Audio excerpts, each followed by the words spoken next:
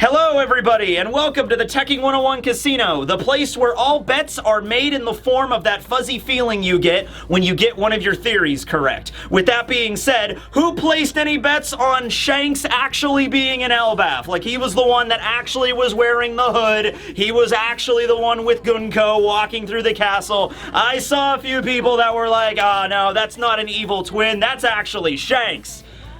Alright, well, cash in your chips, ladies and gentlemen. Come on, come on, come on. It's okay, it's okay. We still got a lot of bets in Elbaf that are on the table. Who's Colin's dad? It could be Shiki, it could be Skop or Gaban, that's up there. Is Loki gonna be a good guy or a bad guy? That's kind of split right now, not really sure where that's going. I think the bet is a little bit more favorable for good, so we'll see where that goes. Is Sanji gonna get with Gerd by the end of the arc? Oh, those are some rough odds for old Sanji there, but hey, if that actually turns out to be awesome, then huge payout. All right, this was just a funny intro sketch. There's no form of gambling. I just own a vest and a bow tie. That's it. All right, enough of that. Who's ready for some more action in Elbaf? This will be One Piece chapter 1137 review titled Shamrock Takes the Stage. Because if I think of one thing when I think of a Viking Nordic Valhalla society, it's shamrocks. Is the Shamrock Shake back at McDonald's yet? I've never actually had one of those. Are they good? I don't think they're that great. It doesn't really look like they're that good, but maybe I should have one now. Anyway, Shamrock, I'm just gonna say it now because everybody already knows. Shamrock is the name of Shanks' hot brother. There we go. And it is confirmed that he is Shanks' hot brother. All right, so we have that in this chapter. We'll get to that at the very end of it, but that's his name. It's Shamrock. I can honestly say I don't think anybody was betting on that one. That one came out of left field. Oda's always keeping us on our toes, you know what I mean? All right, we're continuing on with Oni Child Yamato and the Holy Inari Shrine Pilgrimage. This will be volume 23, where we have Yamato and Tama beginning to sneak into the mysterious base of the person we don't know, except it's totally Who's Who because his giant helmet is right on top of the base.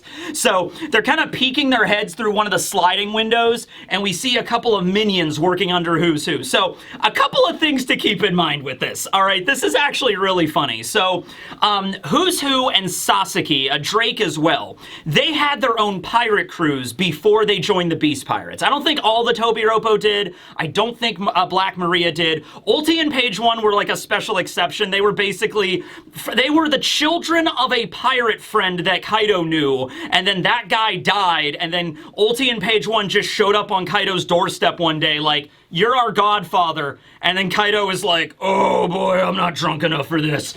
All right, come on in. You know what I mean? So that was the story with Ulti and Page One. But yeah, Sasaki and Who's Who had their own pirate crews. Drake did as well. Who's Who's were called the Who's Who Pirates. Very original, I know. And it was a cat-themed crew because he could turn into a saber-toothed cat. And we see some of the remnants of his crew in the Beast Pirates. We see like these two ladies wearing like cat women outfits with the skin-tight leather. We see an old lady with like a hood that has the cat ears. This big muscle dude that's like with the leopard print on him and stuff like that, right? So that's the idea, okay? It's a cat-themed crew. These are just the lower-ranked minions.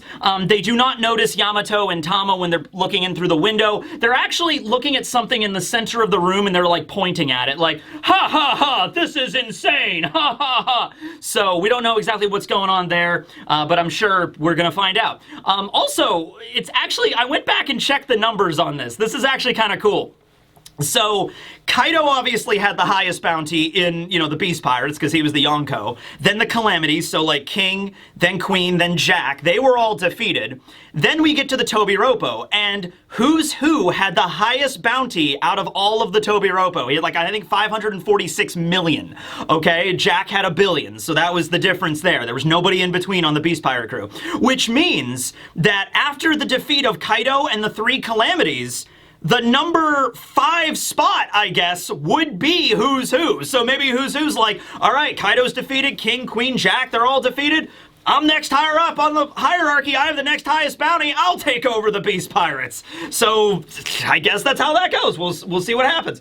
All right. So we continue with Luffy, Zoro, and Nami's group. This is like a classic One Piece adventure, early East Blue. We're talking Shell's Town into Orange Town into the Island of Rare Animals arc, you know, before all those other characters showed up, like Usopp and Sanji, right? So it's a very classic adventure. Road is also there too, and I guess Zeus. We picked up a lot of crazy friends along the way, right? I don't know if you want to consider Road a friend, but I'll tell you what, Road is an exposition machine in this chapter, you know? And also, I made a video about this yesterday, but we learned that, like, a lot of the skeletons and all the dead bodies in that diorama city are most likely all Cypher Pole agents, so, like, you know, Road accidentally a hero, I guess? I don't know. Yeah, anyway, we'll get actually into that in a little bit later. There's something else I want to mention involving that.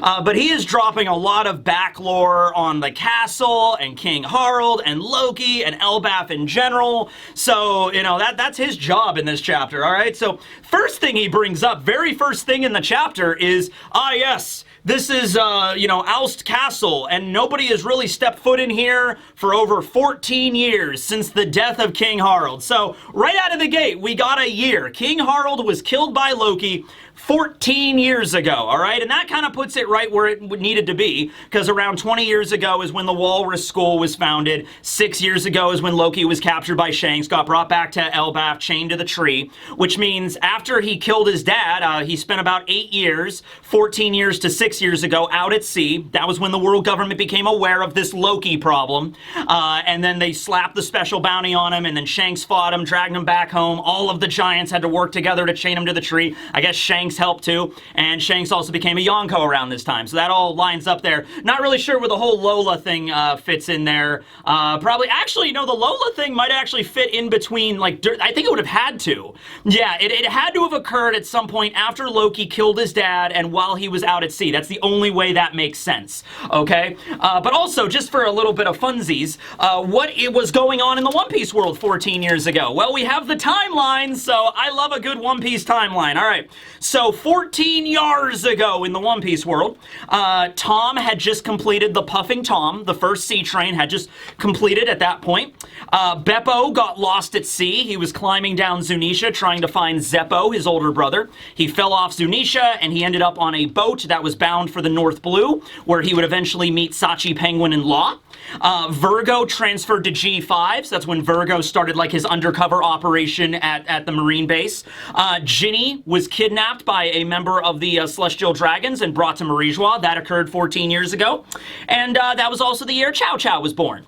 And Chow Chow is a good doggo, and I hope he makes it to the end of the story. If nothing else, I hope that dog survives. Emu could take control over 3 ancient weapons, and we have like the absolute worst ending in One Piece, where Emu just like nukes the entire planet. I want that dog to survive, okay? Chow Chow needs to make it. He's a good puppy. Okay, so yeah, that was what's going on 14 years ago. You know, connect the dots there however you'd like. So they're approaching the giant door of the giant castle, and as we saw last time, as we noticed last time, the door of the castle has a giant hole in it, and Zoro picks up on this immediately. That was not some battle, you know, injury or some battle damage from like 14 years ago. No, that happened recently, and it happened from the inside getting forced outward, okay? So Luffy, of course, is Luffy. He immediately runs into the castle. He's like, hey guys, come on, it's an old giant castle. Let's go find the key. So Luffy's 100% excited on this, right? He's just running in there. The scale of this place is insane. You know, it doesn't look like that big on the outside. I feel like we've seen like bigger castle designs in One Piece, like Pangaea Castle, like on the surface would look like it dwarfs this place in terms of size. But like, no, this is a giant castle. Once you get in there, like it's dizzying trying to look to the ceiling. Like you can't even really see it.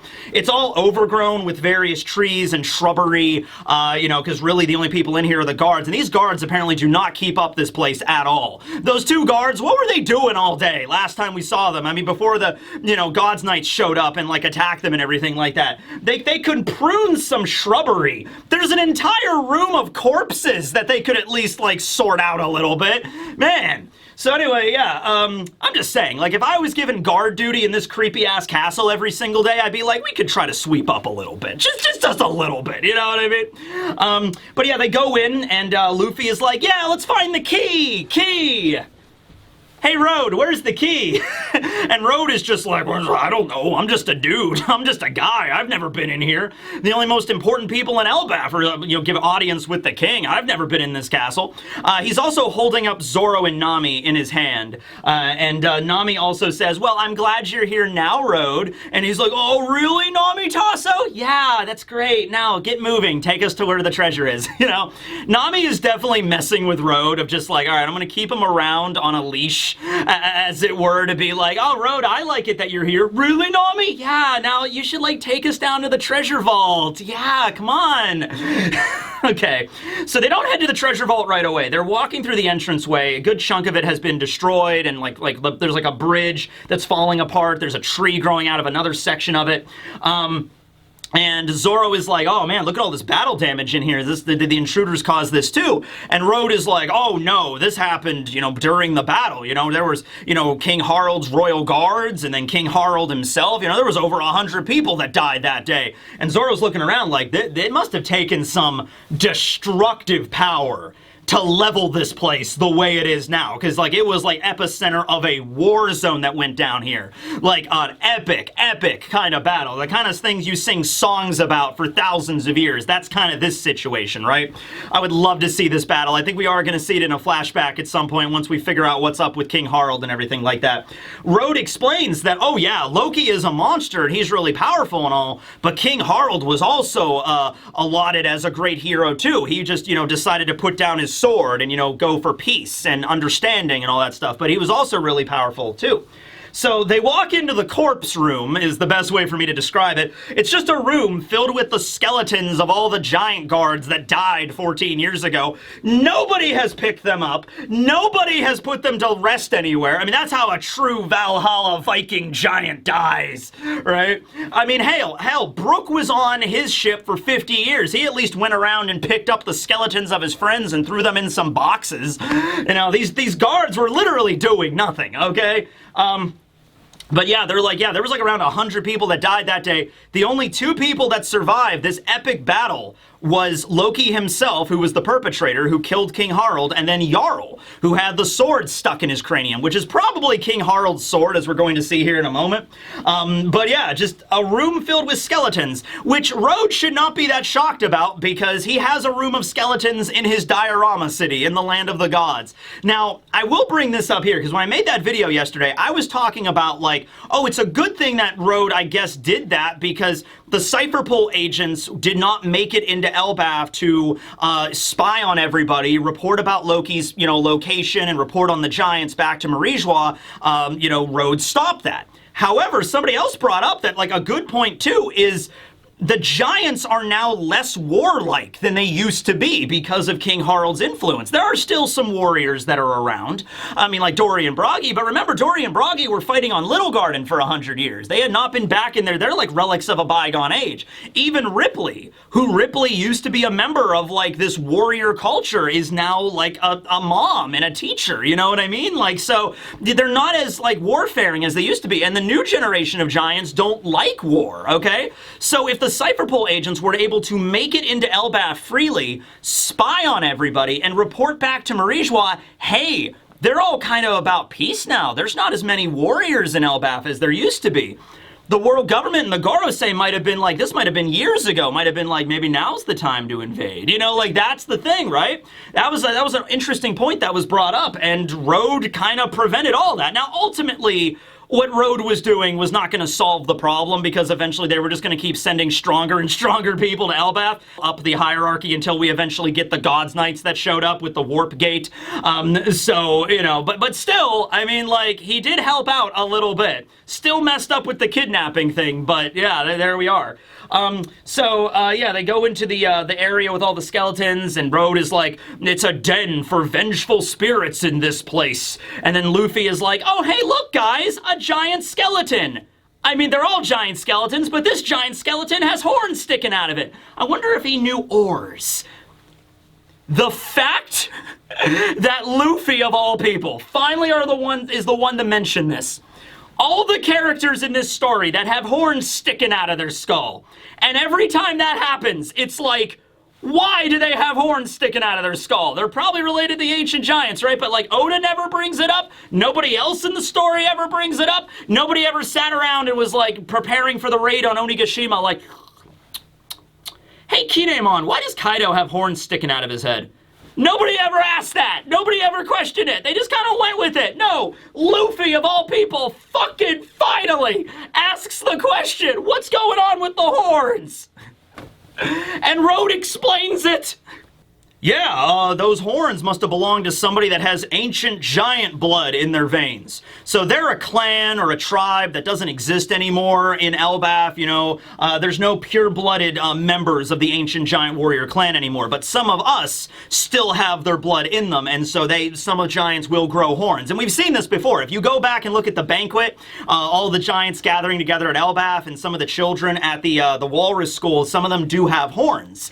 And it's like, okay, well, why is the case of that? And also Kaido, and because of Kaido, also Yamato also has horns. Moria even had horns, although granted Moria's horns were a lot shorter, and we don't exactly know what Moria is even. Moria is more of like an onion human than an ancient giant, but who knows, maybe Moria is like, you know, he's 1% of ancient giant blood in him or something, and that's where he gets the horns from, okay? I don't know, but and also maybe, I've said this before, it probably might explain why some humans like Big Mom and Whitebeard are human, but they're like huge. Not as big as giants, but like really big. You know, like Big Mom is like 8 meters tall or something like that, right? They could have giant blood in their veins, right? Okay. So, yeah. That is kind of the explanation. We kind of already knew it. We learn a little bit more about these giants at the end of the chapter here, but it is just nice. And also, I want to bring up, like, because Rhodes said, he mentions clan or tribe, so it's not like the ancient giants were, like, every giant was an ancient giant, like Oars, and then over the centuries, they just became, like, the giants we see, like Hajrudin and Road and everybody. So he says clan, so there's multiple giant clans, and we're going to talk a little bit about Hajrudin's dream here in this chapter, and his dream is to unite all the giant clans and become king of the giants. You know, it's Hajrudin D, whatever his last name is, you know, and Hajrudin D Thorson or something, right? And there's multiple clans, so there must have been an ancient giant clan at some point, and it died out, but the remnants of that are still felt. Now, when it comes to somebody like Oars, was Oars a pure member of this ancient giant clan? I bring this up because we have the skull at Onigashima, which I refuse to believe is just a mountain that looks like a skull. It is an actual skull, I'm pretty sure, in which case, the giant that is from would have been taller than like an island, like as big as a continent, right? It's huge. So that skull must have been like 20,000 years old, like super, super old, like back through the millennia. So maybe Oars even wasn't like a pure-blooded member of the ancient giant warrior, tribe or whatever, right? So I don't know, okay? And then these giants here are like the same size as every other giant. They just have horns. Kaido obviously was a big dude, but he wasn't as big as the giants are, and he still had horns. Yamato is a little bit taller than the average human, but Yamato has horns. So then Moria is a little bit unusual. But yeah, it's interesting how this all like shakes down exactly what this works out. But we're going to learn a lot more about the ancient giants in this arc, I'm sure.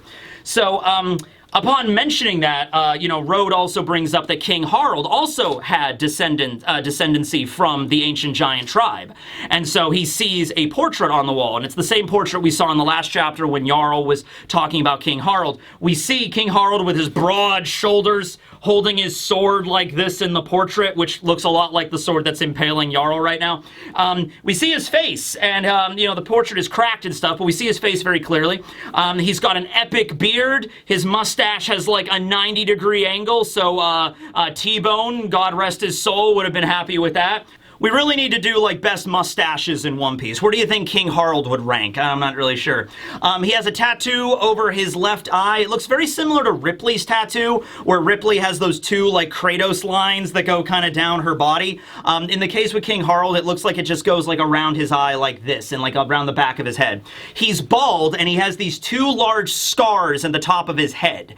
And, by the way, he looks really stern, very taciturn in this portrait. He's just like, he looks pretty evil, I'm just saying. Loki's laughing and having a good time. King Harald is stern and frowning.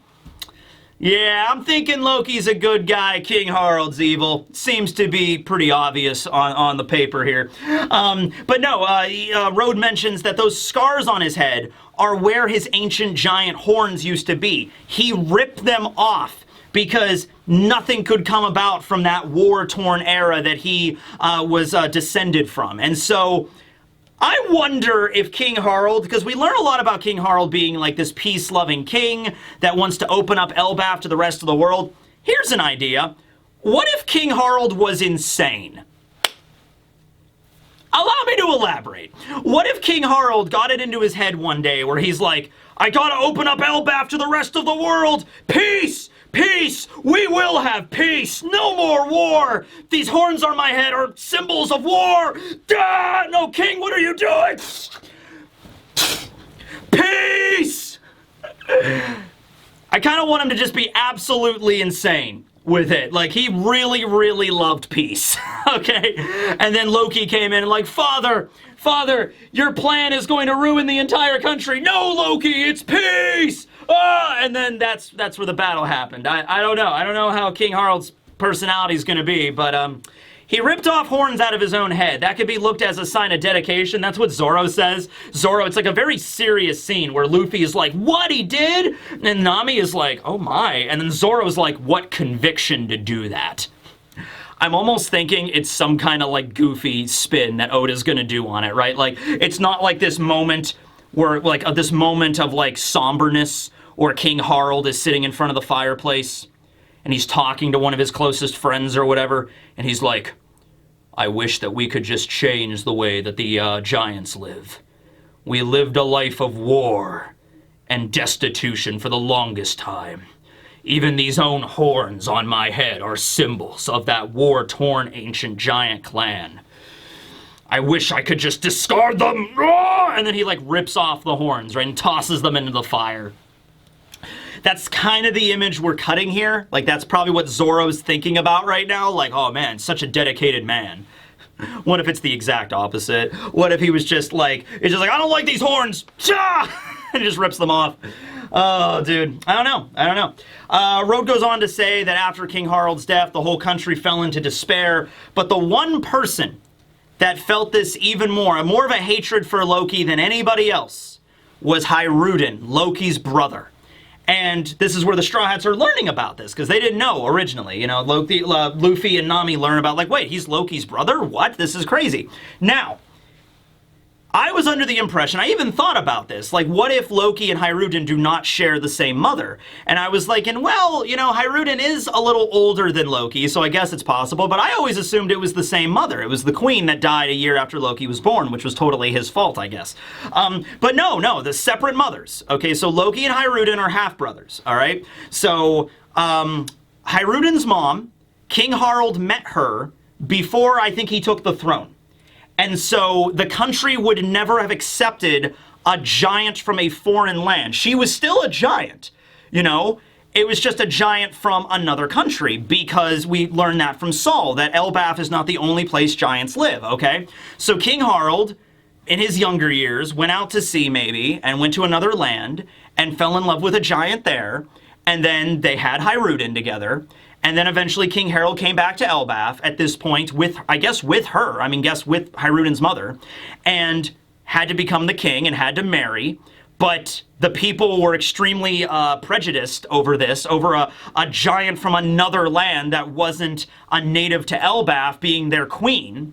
So they rejected her. And then Harald married Loki's mother and had Loki. And then Loki's mom died a year later. So Hajrudin's mother should still be alive. Elbaf would never recognize Hajrudin's mother as queen. She was born in a different country. Zoro's like, well, what does that matter? They were still both giants, right? Yeah, so, no, I think Hajrudin's mom should still be alive. Loki's mom died a year after he was born, but yeah, Hajrudin's mother's still around. We don't know where, or, I mean, she might be dead. I mean, she might have died after through some other reason. Hajrudin was born over 80 years ago, so any number of things could have happened since, but they don't really mention anything about that. They don't mention the name of Loki's mom or Hajrudin's mom or the circumstances or anything like that, but they are half-brothers. And Rode does say, is like, yeah, yeah, they were both giants, but so what? You humans are killing each other over land all the time. You know, giants have prejudice too. And so we're getting a little bit of into like discussing like how culture is and how it's like rejecting certain people that are like, hey, that woman that King Harald got with, she's not from Elbaf. She can't be our queen, you know? Like, so yeah, it is. And even Nami even says, like, seems giants can be bigoted as anyone else. That's the way she says it. And just like, yeah, and also with humanity, there's a lot of issues with that as well. So they discuss it a little bit. They don't really go into great detail with it, but that is the reasoning. Like, they want a king and queen to be from Elbaf, not from anywhere else. Which is also interesting. I'm curious. You know, things are a little different now because of the education that the children are getting at the Walrus School and all that. But by that logic, Saul might have experienced some prejudice as well. You know, especially since he never stepped foot on Elbaf, and then after the O'Hara incident, he ended up there. I wonder if, like, initially they were like, this is a giant, but this is somebody that was not born here. He is not a warrior like us. You know, even though Saul was a vice admiral in the Marines, for God's sakes. I mean, he was definitely a warrior. He knew how to fight, but not the kind of warrior that, like, charges into battle and, like, hacks their enemies apart, you know, the kind of warrior. That wasn't Saul. So maybe at the beginning, Saul had to even deal with a little bit of that. I'm not really sure. And also, the giants seemed to like Saul well enough. They didn't, like, hate him or anything like that. They were like, oh, don't bring Saul to the banquet. He's one of those nerds that lives on the edge of town, you know, or anything like that. They seem to accept him now. But this was well over like 60, 70, 80 years ago. Like back during the time of like Mother Caramel and stuff, things were maybe a little different during that era. And then maybe that's one of the reasons why King Harald wanted to change things. Because he ultimately maybe could not marry the woman he loved. He had to marry Loki's mother because of like politics. So that might have been a cause for him to go down that road of like, I need to change the cultural bias of Elbaf, as it were, right? And then because Road was talking about, hey, you humans kill each other all the time over stupid shit, but not you, Nami. Not everyone's as pure as you, Nami. He's like, don't suck up to me at all. I was like, okay. Like, what did I say? He's like, okay, I'm sorry. So Zoro brings up the question of like, okay, but if you giants are prejudiced against other giants that are not from this land, Hajrudin's mom was not from this land, so why are you working with Hajrudin? Why are you calling Hajrudin your captain then? If he has like this, you know, as Zoro puts it here, as is like the tainted blood of somebody outside of Elbaf. And then Road is like, well, here's my tragic backstory. Road's tragic backstory. Are you ready for this one? Oh man, this is gonna give Brooke and Robin a run for their money, I'll tell you what. He was an otaku. He was a nerd that was made fun of. Which, you know, I could feel that. And then Hajrudin was like, hey, you can draw maps, Road? You understand that geography is everything? Aw man, this is great. You gotta show me. Join my crew. I'm gonna be king of the giants. And then Road is just like, huh? What? Friends? You? Me? Okay. And then that was the story. It's a quick 3-panel just story. He was a nerd. He was made fun of. And Hajrudin was the only one that didn't make fun of him. It was just like, oh, hey, man, Road, you geography. By the way, Hajrudin looks like about the same age here as he did during Big Mom's flashback. This would have been a little bit later than that, though, because Road and Goldberg were born, like, during that flashback. So this maybe was, like, 10 or so years after that when they were children, like, playing around Elbaf and stuff like that. But yeah, that was the story. And yeah, there are a lot of similarities between Hajrudin and Luffy, as we're about to see here. But Hajrudin is this very straightforward individual that's just like, whoa, Road, you can draw maps? That's cool. Be my friend. Like, that's a total Luffy move. You know what I mean, right? Yeah. So, a little bit about Hajrudin's backstory that we're finding out through Road here. He's talking about it. So because of this situation, even though Hajrudin's dad was the king of the country, he was never allowed to live in the castle growing up, and his mother had been ostracized. He endured a lot, and he said one day, though, like, despite all of that horrible stuff growing up, and he was being kind of, like, exiled, even though he was basically the king's bastard, essentially. He was the Jon Snow of Elbaf, essentially. He said, one day, I'm gonna unite all of the giant tribes, and I'm gonna be king of the giants! Good luck for you, Hajrudin. Good luck. Maybe if this was another side story manga, we could tell your story. But we have some other characters to do. I mean, like, if there's going to be One Piece side stories, I want to focus on, like, Roger and Rayleigh a little bit. And then maybe Kobe's little story. We can have a story involving Kobe. And then Mihawk. And then maybe about 10 other characters. But Hajrudin is on the list now. Hajrudin is... Eventually, I'd like to hear about Hajrudin's story as well, to become King of the Giants. Oh my goodness.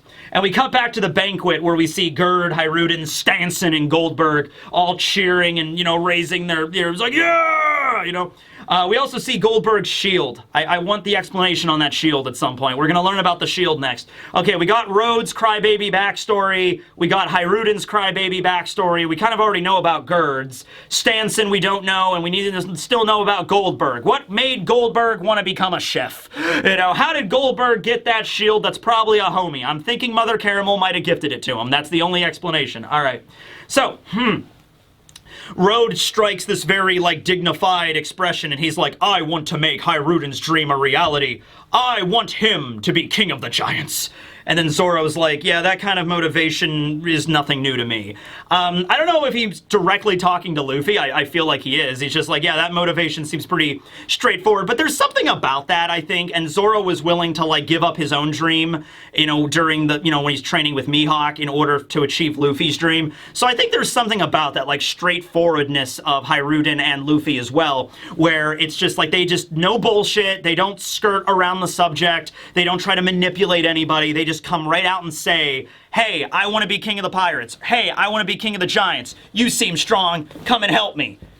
And there's something to that where Zoro is just like, shit, man, all right, I like your style. Let's do this. You know what I mean? And Rhodes is like, all right, king of the giants. Okay, yeah, I will follow you. All right.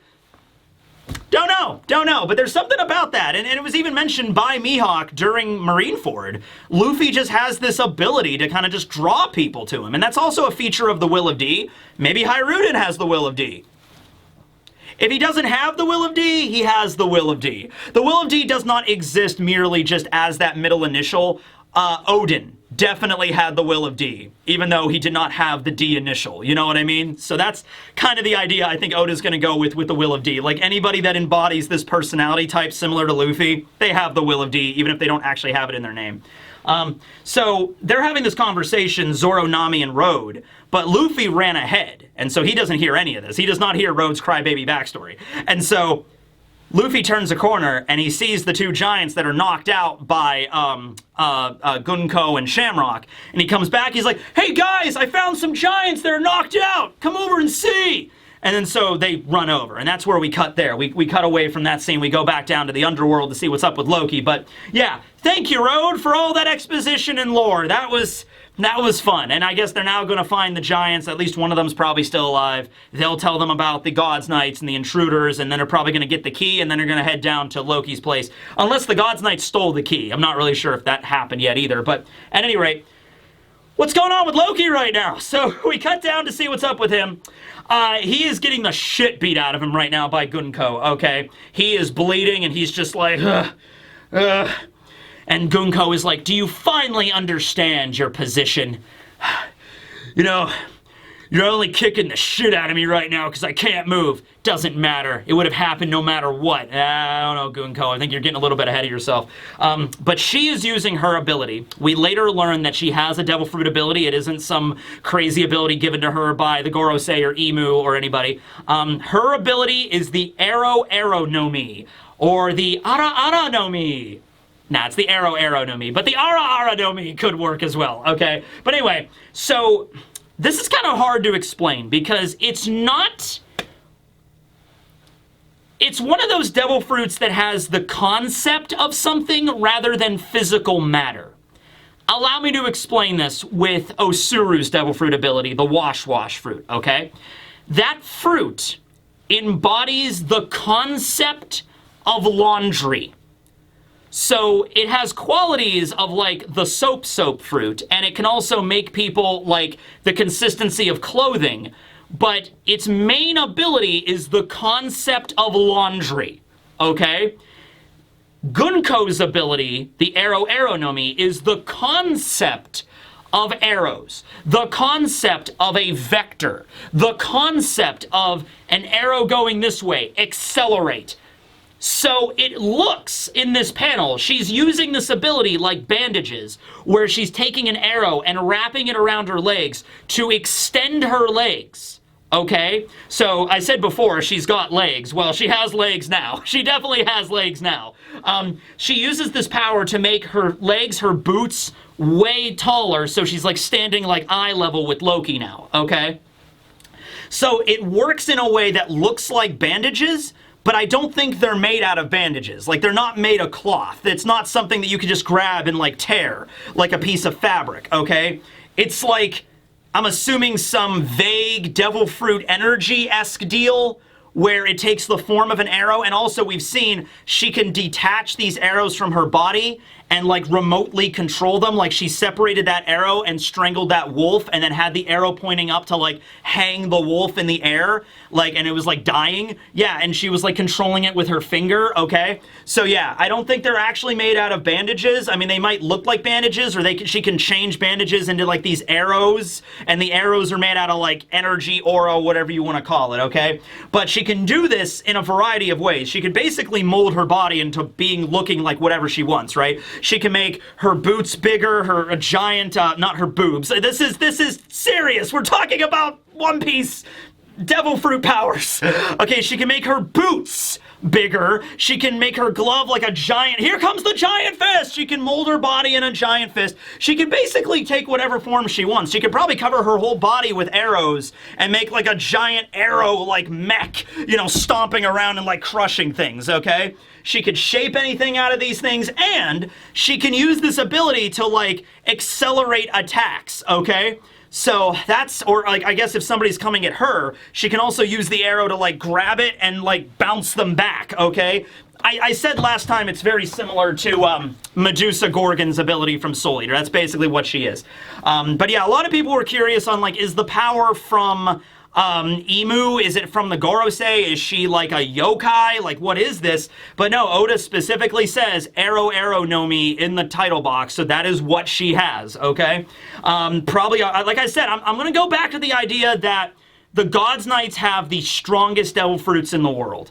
Like, the government was able to obtain the really powerful devil fruits a while ago and give them to the God's Knights, and they're their strongest fighting force. They're the ones that have those. And then the Gorosei have something a little different. It's not the same thing. Okay. So, yeah, Shamrock, Shanks' brother, is like, even if you could move Loki, the result would be the same. You'd be getting the shit kicked out of you then, even. And then Gunko is like, you commoner, you were offered a chance to join the Celestial Dragons. Do you know how many people are in the lower realm would give their entire lives to do that, to have that status? And you were given it, and you were tossed it away like nothing. How dare you? You know, this is the greatest insult to us. We are going to murder you here, okay? So, she summons an arrow. One of the arrows goes around Loki like this, and then another arrow comes up pointing this way. And so Loki is like, well, you're literally telegraphing your attacks to me. So this one arrow, so you're gonna go and punch me or kick me from this side, and that's gonna knock my head over here. And then you're gonna uppercut me with this other arrow, and that's going to happen there. So that's what her ability is. Her ability is like literally she's setting up the attack before the attack even happened. And Loki is like, you know, you're literally telling me what you're doing. And then Gunko is like, it doesn't matter if you know. The trajectory of my attacks are unstoppable. But I can not do them. You know, because she's basically saying that, like, once I set an arrow, that's what's going to happen, but I don't have to attack you, right? This is basically showing him, like, this will be your fate if you stop. If you just listen to me and you, like, join the God's Knights, this doesn't have to be your fate, okay? But Loki, of course, is Loki, so she's trying to be all intimidating and just being like, you know, the outcome is unavoidable. I can only stop it before it happens. Just say the word, Loki. Are you going to join these God's Knights? And she begins to, like, walk. She's actually, like, has her giant legs, and she's walking on an arrow towards Loki. And then Loki once again shouts, I refuse! I'm never joining you! And then so she does exactly what she said. She kicks him upside the head, and then giant fist uppercuts him. And he's bleeding pretty bad, and his head goes kind of down a little bit, like, ugh, Oh. We also see the animals in the forest. Gunko has slaughtered all of them. She has taken giant arrow spears and impaled a bear and the wolf and the snake. She one-shot all of these giant animals in Elbaf. That is kind of really impressive, actually, that she was able to do that, I gotta say. You know, I mean, like, I don't know, what would you say what level those giant animals in Elbaf were? Like, Arlong level? Everything is Arlong level now. I don't know, but she was able to one-shot all of them. That's pretty crazy. And so basically what Gunko is doing here is sets up an arrow, asks Loki if he wants to join. He refuses. Boom! Arrow punch. And then sets up 2 arrows. You gonna join? No! Boom! Boom! 2 arrows. And so that just keeps repeating over and over again until eventually Gunko has like 10 fucking arrows pointed right at Loki's face. And it's just like, okay, last chance. Are you gonna join? You know, gonna get like 10 fists, like a Gatling, like right in his freaking face. And he's there, and he's looking around at all of his dead friends in the forest, and it's just like all the animals that have been impaled. It's just like, it'll pay for this. It's like, well, does that mean you're going to be a God's Knight then?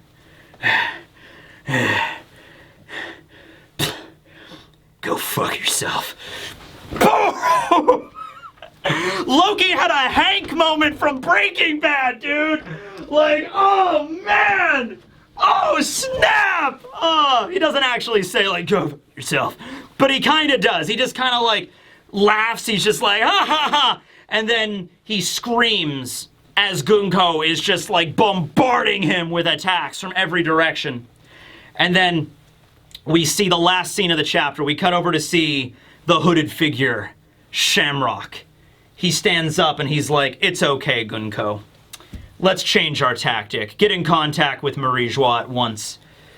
Not every piece will be as useful, and I did want to do this a little bit more shrewdly, but we have to do something a little different now. And so Gunko is saying, like, he's so dedicated, even in the face of death. I wonder if this has something to do with his faith, or like the religion here. And I was like, yes, long ago, the savage warriors of Elbaf dominated the New World. The world government will bring them to heel, no matter what. End of the chapter, and we see Shamrock Figarland in all of his glory. He is Shanks. He looks just like Shanks, except he's got longer hair with a cool braid. He's wearing, like, I don't even know, 1800s English, French, aristocratic outfit. I don't know. He's got, like, I don't know what it's called. He's got all the different, like, golden buttons that, like, connect to each other on the tunic. He's got cool-looking boots. He's got a sword that looks a lot like Shanks's Griffin, which also looks a lot like Roger's Ace. You know, he's got that off to his side here. No scar, which is how you're going to distinguish. Listen, I know this is going to get confusing, all right? But the one surefire way to distinguish between Shamrock and Shanks is the scar. Oh, he also has 2 arms, too. Maybe that's also a way you could determine it, but mainly the scar. Okay, so he still's got the scruff. He's got the scruff. Maybe I could work on a Shamrock cosplay, maybe, in the future. I just have to get a red wig. But anyway, yeah, Loki looks like he is knocked out at the moment from that last onslaught, like that last barrage of, like, arrow attacks. His head is down and he's not moving. And Shamrock finally gets up and is like, all right, well, we tried to beat it into him to subservience to come join us, but that didn't work. We just ended up knocking the guy out, and he was clearly willing to die before he joined us, so this isn't going to work. So now they're like, let's contact the Gorosei, most likely. Oh, by the way, we also find out he is the captain of the God's Knights, and his father is Garling. We could assume that. Now, Garling used to be the commander of the God's Knights, but he was promoted to a Gorosei, so it makes sense that Shamrock was then promoted from the regular position of God's Knights to now Supreme Commander of the God's Knights, so that makes sense. And we also get Gunko's box, which just calls her a God's Knight once again with the arrow fruit, the Ara no Mi. Okay, so he mentions that a long time ago the giants used to reign over the New World with like an iron fist. He might be referring to the ancient giants. Something to go along with that. Do you remember back at Punk Hazard when you see that warning sign outside of Punk Hazard, like danger, do not enter world government? There's a symbol of an ancient giant as like their keep out danger symbol. maybe that is a holdover from that. Like from way back in the day when the ancient giants were stomping around the new world and they controlled everything. You know, this might have had something to do with the first apocalypse before the Void Century apocalypse, right? It had something to do with the ancient giants. And that just lives in the mind of everybody in the Grand Line. Like, these things are dangerous, these ancient giants stomping around. So that became the symbol of, like, danger. Keep out. Maybe. He also says that we will bring them to heel no matter what. So they can't force Loki to join the Gods Knights, but they're going to have to figure out another method to do this. And I'm not really sure what they're going to do. If they do have the keys, they obviously haven't let him go. They're not going to let him go until he agrees to join. So there has to be some other method here. They might be heading up into the village, and they might start slaughtering people in the village. Not really sure. They might, because like they're trying to convince him, like, oh, you care about the animals in the forest. Well, what if we kill them? Then will you join? That's clearly not going to work on Loki. Clearly not. So they have to figure out some other method, and I'm not really sure what's going to happen here. But yeah, Shanks' brother. He also has one of those things. What's it called? Like a cravat. That one of those like little wavy poofy things that you wear around your neck, you know, one of those things. He also has that thing going on there. His outfit overall looks really badass. He looks really cool. You know, I like his design, and it's gonna be really crazy when Luffy finally runs into him. Like, you're not Shanks. You don't have the scar. Also, you have 2 arms, but you have the scar. You don't have the scar. Oh man! And then Gunko just has her giant arms, her giant hands in the background with her arrow fruit. She was talking about faith or religion. So I think we're going to learn a lot about, like, the Elbaf lore of the sun god there, too. Like, Loki is a sun god. He doesn't bow down to anybody. He is determined that he is the sun god, all right? He knows this 100%, and he's not backing down from that no matter what. He does not bend the knee. People bend the knee to him. That's Loki's personality up right until he got, like, just smackledorbed. We've been smackledorbed, Loki. That's not even a word, and I agree with you. Oh my god, this is an insane chapter, mostly with the lore with Road that he gave, but still, pretty impressive. You know, there's one panel that I didn't quite understand. I'm going to bring this up now. So, it's the page that's right after, okay, the page where you see Gunko extending her legs with the arrow Nomi. In the very next page, there's a scene where she's standing on something that looks like rags, and then the arrow is coming out of the foot, but then in the next panel, it looks like it's coming out of the rags. The rags might be from the humans that were there, probably trying to, like, don't hurt Mr. Loki! And then they all got murdered by Gunko, probably. That's probably where those are from. But, like, in one panel, it looks like the arrow is coming out of her foot, and then in the very next panel, the arrow is coming out of the ground. It's weird. It's hard for me to, like, determine exactly what's happening here. But oh wait, maybe it's because it was the 2 arrows were coming at him. I don't know. It was just a little confusing. But yeah. So, thanks for watching the review, everybody. No break next week. We're going 3 weeks in a row. We're getting right back to it. What do you think the plan is going to be for Shamrock? How do you think he's going to do this? The fact his name is Shamrock is just so weird. Hey, Shanks Shamrock. Shamrocku. There you go. I wonder, because, like, I always assumed Roger was the one that named Shanks, because he was, like, a baby when they found him at God Valley. Maybe they found him in the treasure chest, and he was like Roger was like, what be your name there, baby? And the baby was like, Shanks! Like, okay. I wonder how that went down with, like, Rayleigh and Roger, like, oh, you want to adopt a baby? You want to be a dad with me, Rayleigh? I don't know, Roger. I don't know, man. You know, like, that would be funny. But yeah, what's the plan that Shamrock has here to bring Loki to heel and to bring the Giants in general to heel to the world government? Let me know about that. Thanks for watching, everybody. This will be Teching 101. Oh, wait, I know what it is. Shamrock's gonna give Loki a paddling. Gunko ate the arrow Nomi. Shamrock ate the paddle fruit. That's where this is going.